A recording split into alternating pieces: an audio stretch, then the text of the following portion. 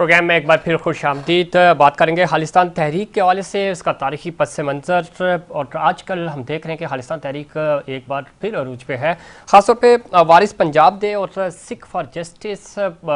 ये दोनों जो तंजीमें हैं वो भरपूर तरीके से कैंपेन चला रही हैं। US हो, कनाडा हो, इसके अलावा बरतानिया में और दीगर ममालिक में भरपूर तरीके से खालिस्तान तहरीक को प्रमोट किया जा रहा है। और इसके ऊपर जब हम भारत की बात कर रहे हैं तो भारत में क्रैकडाउन भी हो रहा है। वो लोग जो सिख फोरम्स के ऊपर से बाज़ाब्ता खालिस्तान तहरीक का मुतालबा कर रहे हैं, उनके ऊपर क्रैकडाउन किया जा रहा है। मोदी सरकार की जो पॉलिसियां हैं, वो चाहे गुजरात पॉलिसी हो उनकी या कश्मीर के वाले से हो, अक़लियतों के वाले से हो, हमेशा वो तशद्दुद पे यकीन रखते हैं। और ज़ाहिर इलेक्शंस आ रहे हैं तो उस वाले से भी एक बयानिया बनाने की कोशिश की जा रही है और ये भारत की कोशिश रही है। लेकिन दूसरी तरफ इन तमाम तर मामलात के बावजूद भारत जो है वो अंदरूनी तौर पे खलफशार का शिकार है। वहाँ पे 36 से ज़ायद अलाइदगी की तहरीकें इस वक्त चल रही हैं। नागालैंड ने तो बाकायदा अपना कौमी तराना और परचम भी बना लिया है। इसी तरह खालिस्तान चूँकि अलग मुल्क का मुतालबा कर रहे हैं, जो सिख अलाइदगी पसंद तहरीकें चल रही हैं, छोटी बड़ी तमाम, सिख ये समझते हैं कि हमारा एक अलग मुल्क होना चाहिए, हमारी एक अलग शनाख्त है और हमने प्रोटेक्ट किया इस भारत को और हमें अपना मुल्क मिलना चाहिए, अपना वतन अलग मिलना चाहिए। और यही वजह है कि वो पूरी दुनिया में इसके ऊपर बात भी कर रहे हैं। इन तमाम इश्यूज़ पे बात करेंगे और जानेंगे कि भारत में इस वक्त क्या सूरत हाल है और भारत किस तरह एक डिवाइड हो रहा है। और नाम नहाद जो सेकुलरिज्म था उनका वो पूरी तरह एक्सपोज हुआ है। हमें ज्वाइन किया है जनाब हुसैन थेबो साहब ने, सीनियर एंकर पर्सन हैं, तजियाकार हैं, ख़ासतौर पे स्ट्रेटेजिक अमूर के एक्सपर्ट हैं और इसके ऊपर बड़ा ज़बरदस्त लिखते भी हैं। थेबो साहब खुशामदीद कहते हैं आपको प्रोग्राम में। शुक्रिया सर, मेहरबानी। थेबो साहब किस तरह देखते हैं, ख़ासतौर पे जब हम खालिस्तान की बात करते हैं, आजकल भरपूर कैंपेन चलाई जा रही है और एक नया जोश, जज्बा, बलबला नज़र आ रहा है हमें सिख बरादरी के अंदर। इस तहरीक के मकासद क्या हैं? सिखों के लिए अलहदा मुल्क का मुतालबा कब और क्यों उठाया गया? क्या कहेंगे आप इस बारे में?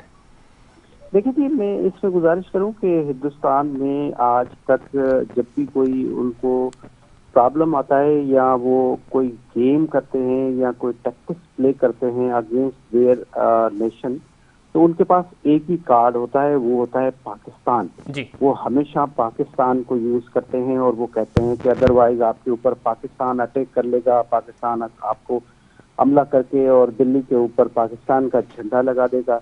लिहाजा अभी उनके लिए सबसे जो बड़ा मसला इस वक्त हो रहा है वो खालिस्तान मूवमेंट हो रहा है। खालिस्तान मूवमेंट न हिंदुस्तान के अंदर बल्कि पूरे दुनिया में। अभी हमने देखा हालिया लास्ट मंथ में जो लंदन में हिंदुस्तान की एम्बेसी थी, वहां पे खालिस्तान का झंडा लगाया गया जी। पाकिस्तान का झंडा वहां से हिंदुस्तान का झंडा वहां से जी। भारत का झंडा वहां से हटाया गया। ये बहुत बड़ी कामयाबी है जो खालिस्तान मूवमेंट के लोग हैं जो वहां पे काम कर रहे हैं। और अगर ये देखा जाए तो ये तहरीक जो है वो कनाडा में, ये तहरीक USA में और जो वेस्ट की डेवलप कंट्रीज हैं जहाँ पे हिंदुस्तान के लोग रह रहे हैं, इसमें कोई शक नहीं है कि हिंदुस्तान के जो लोग हैं वो पूरे दुनिया में हैं। इस वक्त जितनी भी बड़ी बड़ी मल्टीनेशनल कंपनीज हैं वो उसमें काम कर रहे हैं, लेकिन उसके साथ साथ वहाँ सिख भी अपना लोहा बनवा रहे हैं। और उन्होंने अपने आप को प्रूव किया है कि खालिस्तान मूवमेंट एक हकीकी मूवमेंट है और उनकी अलहदगी पसंद की जो तहरीक है वो बड़े सक्सेसफुल तरीके से जा रही है। ठीक। इसमें एक कहता जाऊं कि जो अभी हालिया हमारे यहाँ पाकिस्तान में टेररिज्म की लहर आई है, जिसमें हमारे एक माइनॉरिटीज कम्युनिटी के एक हिंदू भाई को और एक सिख भाई को पेशावर में कत्ल किया, मैं समझता हूँ इसमें 100% रॉ इन्वॉल्व है, इसमें 100% हिंदुस्तान इन्वॉल्व है। और ये वही काम है कि उस अपने जो उनके ऊपर प्रेशर बिल्डिंग है इस वक्त जो सिख कम्युनिटी ने किया हुआ है, वो उसको डाइवर्ट करने के लिए ये सारे टैक्टिक्स हिंदुस्तान पहले भी प्ले करता रहा है।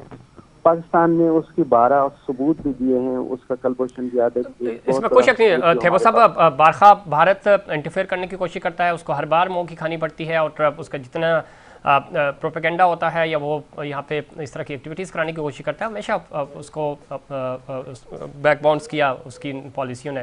लेकिन ख़ुद हम जब भारत की बात कर रहे हैं, इस वक्त भारत में भरपूर तरीके से अलाइदगी की तहरीकें चल रही हैं। सिर्फ खालिस्तान नहीं, अब दिग्गज जो तहरीकें हैं वो भी सर उठा रही हैं। नागालैंड ने तो अलग मुतालबा किया है मुल्क का और उन्होंने कौमी तराना भी अपना बना लिया, परचम उनका अलग उन्होंने कर लिया। इसी तरह जब हम खालिस्तान तहरीक की बात कर रहे हैं, ज़रा 1940 से लेकर सिख ये समझते हैं ख़ास तौर पे कि ये और पंजाब जो उनका है कि ये हमारा, चूँकि हम सबसे ज़्यादा सुपीरियर हैं, हमने जंगें लड़ी हैं, हमें अलग शनाख्त मिलनी चाहिए और हमारी एक सदियों पुरानी शनाख्त है। अब उस चीज़ का प्रचार आज हम देख रहे हैं कि जिस तरह आपने खुद रेफरेंस दिया कनाडा का भी, बरतानिया का भी, अब बहुत तेज़ी आ रही है। जो यूथ है और ख़ास तौर पे वो यंग सिख जो हैं दुनिया भर में अच्छे पढ़े लिखे, वो मुतालबा करते हुए नज़र आ रहे हैं। आप समझते हैं कि ये एक बहुत बड़ा चैलेंज होगा भारत के लिए? जिस तरह 1986 में उन्होंने बाज़ाब्ता इसका मुतालबा किया था, वही सूरत हाल आज हमें नज़र आ रही है। देखिए जी, इस वक्त जो मैं कहूँगा कि हिंदुस्तान में जो इस वक्त रूलर है जिसका नाम नरेंद्र मोदी है, उसने एक नारा लगाया है। उसने कहा है कि हम हिंदुस्तान को हिंदुत्व बनाएंगे, एक हिंदू कम्युनिटी के लिए। उसने एक बड़ा थ्रेट किया है। बिल्कुल, वहाँ पे जितनी भी माइनॉरिटीज हैं, चाहे उसमें मुसलमान हो, वो तो पहले से ही पिसे हुए हैं, वो ना वहाँ घर ले सकते हैं ना रह सकते हैं। कश्मीर का आप देखें, उन्होंने 35A और 370 को खत्म करना, ये एक गुंडागर्दी है और ये गुंडागर्दी अगेंस्ट यूएन है, यूनाइटेड नेशन के रेजोल्यूशन के अगेंस्ट है। लेकिन ये क्या मसला है कि इस वक्त दुनिया एक दुकान है, सबने अपना सौदा बेचना है। हमारे जो खास तौर पे हमारे जो अरब ममालिक हैं वो भी इस पे खामोश बैठे हुए हैं, यूएन वाले भी इस पे खामोश बैठे हैं। तो मैं समझता हूँ कि इनको सख्ती से इसके ऊपर नोटिस लेना चाहिए। और ये जो इस वक्त कश्मीर का मसला है और खासतौर पे जो खालिस्तान मूवमेंट है, और जिस तरह से वो बड़े जबरदस्त तरीके से अपनी मूवमेंट चला रहे हैं, और इस मूवमेंट को इन्होंने पहले भी बड़े अच्छे तरीके से चलाई, लेकिन इन्होंने एक प्रोपेगेंडा किया। जब इंदिरा गांधी को एक सिख कम्युनिटी के किसी जहाज में मारा, उसके बाद इन्होंने हमला किया, खुद 500 के करीब टेंपल के अंदर लोगों को मारा। और उस वक्त इन्होंने इस खालिस्तान मूवमेंट, जिसने आपने अपने इंट्रो में भी बताया कि ये 1940 से चल रहा है, तो उस वक्त इन्होंने बड़ा उसको कवर कर लिया था। लेकिन इस वक्त जो नौजवान, जो सिख कम्युनिटी के लोग जो दुनिया भर में रह रहे हैं, वो इंडिया को बड़ा टफ टाइम दे रहे हैं। इस वक्त नरेंद्र मोदी के पास कोई ऑप्शन नहीं है। ठीक कह रहे हैं हुसैन थेबो साहब, इसमें कोई शक नहीं। जब जो आप तारीखी पस मंजर भी इसका बता रहे हैं, तो हमने देखा कि अर्ली 90s में बड़ी ज़बरदस्त उस वक्त मुहिम चल रही थी और उसको सबूताज करने की कोशिश की गई इस अफसरनाक हादसे की सूरत में। इस वक्त अगर हम देखें तो हालिया जो खालिस्तान के हामी अमृतपाल सिंह हैं, वो बहुत मकबूल है इंडिया में, न सिर्फ इंडिया में, अक्रॉस द वर्ल्ड। जहाँ जहाँ सिख बरादरी है या पंजाब कम्युनिटी के लोग हैं, वो उनको बड़ा सपोर्ट कर रहे हैं। ये कितना बड़ा थ्रेट है खुद मोदी सरकार के लिए, क्योंकि हम देख रहे हैं कि उनके हामी जितने भी हैं उनको पूरे हिंदुस्तान में पकड़ रहे हैं, उनको जेलों में डाला जा रहा है और उन पर तशद्दुद किया जा रहा है।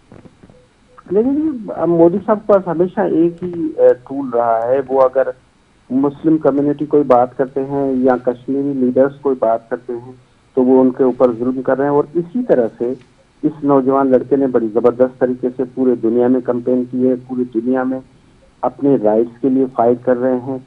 लेकिन इस पे बात करने वाली ये है कि जो अथॉरिटीज हैं, जिनको हम पावरफुल ममालिक हैं, उनको इसमें रोल प्ले करना चाहिए। यूएन को अपनी रेजोल्यूशन पे, खासतौर पे कश्मीर पे अपनी जो रेजोल्यूशन है उसको इम्प्लीमेंट कराना चाहिए। और अगर वो कह रहे हैं कि आप हमारे लिए रेफरेंडम कराएं, तो कितना जबरदस्त ऑप्शन दे रहे हैं। वही रेफरेंडम आप कश्मीर की बात हो रही है, वही रेफरेंडम वहाँ की बात हो रही है। देखें, दोनों जो महाज हैं, ये मोदी सरकार के लिए और इंडिया के लिए बहुत बड़ा चैलेंज है। और मैं समझता हूँ ये दिन दूर नहीं है जिस दिन कश्मीर बनेगा पाकिस्तान और खालिस्तान मूवमेंट एक पाए तक पहुंचेगी। बहुत शुक्रिया जनाब हुसैन थेबो साहब, आपने खुसूसी तौर पर प्रोग्राम में वक्त दिया और बता रहे थे कि खालिस्तान तहरीक, इसके मुहरकात क्या है पीछे पसे पर्दा, और कितना बड़ा चैलेंज है ये खुद भारत के लिए। भारत दाखिली तौर पर बहुत कमज़ोर हो चुका है, वहाँ पे अलहदगी की तहरीकें चल रही हैं और कम्युनिटी जो ख़ास तौर पे वहाँ की अक़लियतें हैं वो बहुत परेशान हैं और वो डट खड़े हुए हैं मोदी सरकार की इन पॉलिसियों के ख़िलाफ़। और यही वजह है कि मुसम्मत का सामना करना पड़ रहा है भारत को वहाँ पे। और हिंदुत्व जो नज़रिया है, उस नज़रिए को शिकस्त देने की कोशिश इन्हीं छोटी छोटी तहरीकें जो वहाँ पे चल रही हैं अलीहदगी की, वो देती हुई हमें नज़र आ रही हैं। और जो एक नाम निहाद सेकुलरिज्म था भारत का, जो लबादा ओढ़ा हुआ था, वो बुरी तरह एक्सपोज हुआ है। नाज़रीन, ये था हमारा आज का प्रोग्राम। उम्मीद करता हूँ दीगर प्रोग्राम्स की तरह आज का प्रोग्राम भी आपको पसंद आएगा। मुझे और इनसाइड पाकिस्तान की पूरी टीम को दीजिए इजाज़त। अल्लाह निगहबान।